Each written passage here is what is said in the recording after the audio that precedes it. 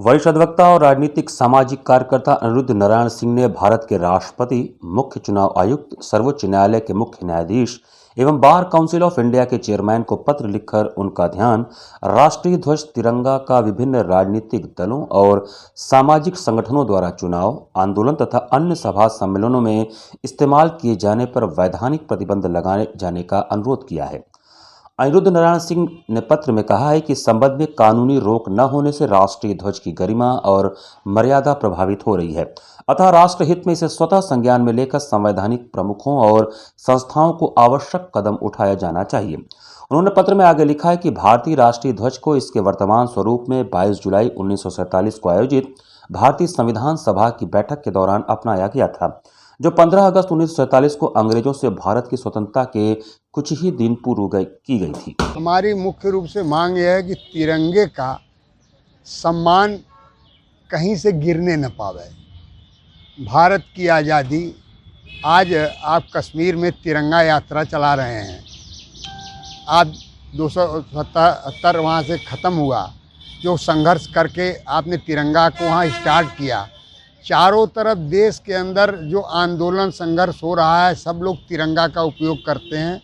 आज़ादी के बाद किसी एक आदमी ने, किसी एक पार्टी ने, वह कांग्रेस के नाम पर जो आज़ादी की लड़ाई में भारत के लोगों ने कांग्रेस के झंडे तले लड़ाई लड़ा, उस लड़ाई के बाद जो सशक्त था, ताकतवर था, उन लोगों का एक संस्था या ग्रुप जो है कांग्रेस पार्टी बन गई। कांग्रेस पार्टी बन गई तो कांग्रेस पार्टी के बाद बहुत से लोग अलग हुए, अपना अलग अलग दल बनाए, देश में राजनीतिक स्वरूप बदला। हर लोग देश की आज़ादी, स्वतंत्रता और उसकी संविधान के अनुसार काम करने के लिए प्रतिज्ञा करके चलने लगे।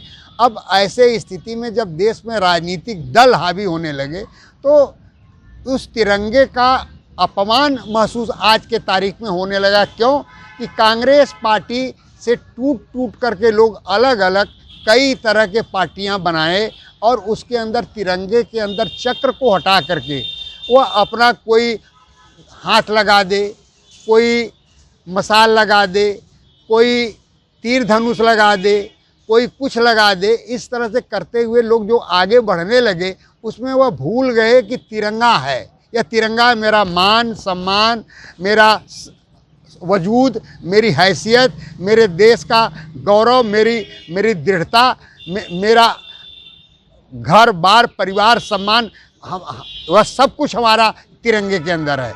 और उस तिरंगे के आज की स्थिति में देख करके रोआं खड़ा हो जाता है जब उसका अपमान होता है। अपमान होता है कि 3 रंग तो है, चक्र हटा करके आप उसमें से आप तमाम तरह के चीज़ लगाते हैं। जनता तो 3 रंग देखती है, नहीं देखती है कि उसमें चक्र के आगे चरखा लगा हुआ है, कि उसके अंदर क्या लगा हुआ है। उसका ध्यान वहाँ नहीं जाता, उसका 3 रंग पर जाता है और उसको एक लगता है कि हमारे छाती पर त्रिशूल लगा दिया गया। और उस दर्द को जनता सहन नहीं कर पाती है और जनता असहाय है।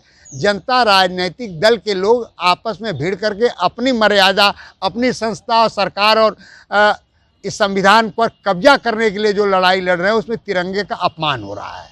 क्या मांग है आपकी? हमारी मांग है कि वह 3 रंग, कोई हिंदुस्तान के अंदर कोई पार्टी वह 3 रंग का इस्तेमाल जिस क्रम में है वह क्रम में न करे और वह महसूस न हो कि तिरंगा है, कोई भी झंडा हो, वह तिरंगा है, इस रंग का है। और उसके अंदर अगर किया है तो उसको संवैधानिक स्थिति में उसके ऊपर दंडात्मक कार्रवाई किया जाए और उसके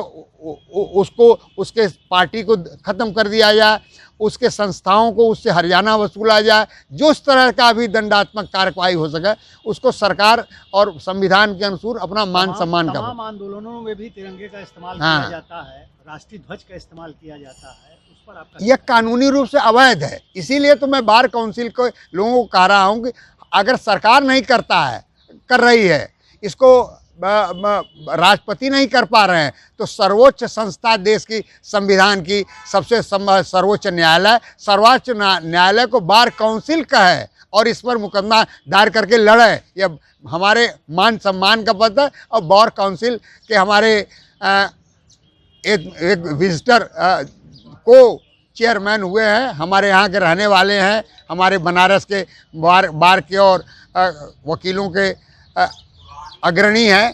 तो ऐसी स्थिति में आज उनको भी इसका निवेदन पत्र दूंगा, वह जो चेयरमैन को भेजा उसकी कापी दूंगा और उनसे निवेदन करूंगा आप करें, वरना कचहरी में संस्थाओं में जो वकील हैं बनारस से शुरू होगा, यह राष्ट्रीय स्तर पर दिल्ली तक इसके लिए मुहिम चलेगा। अब तक किसको उसको पत्र आपने दिया है? मैं एक ज्ञापन भेज दिया हूँ, वह जो राष्ट्रपति को, आपको चुनाव आयुक्त को और बार काउंसिल के अध्यक्ष को, इन लोगों को जो ज्ञापन मैं दिया हूँ, अब इनसे जुड़े हुए जितने लोग हैं, यह सबकी जिम्मेदारी है, नैतिकता है। हमारे देश के अग्रणी लोगों को जो राजनीति में, किसी दल में, किसी संस्था में आज़ादी की लड़ाई में रहे हैं, वह लोग इसको पहल करें, नहीं करेंगे तो मैं तो पहल करने के लिए तैयार हूँ और इसके लिए किसी स्तर तक जाने के लिए तैयार हूँ।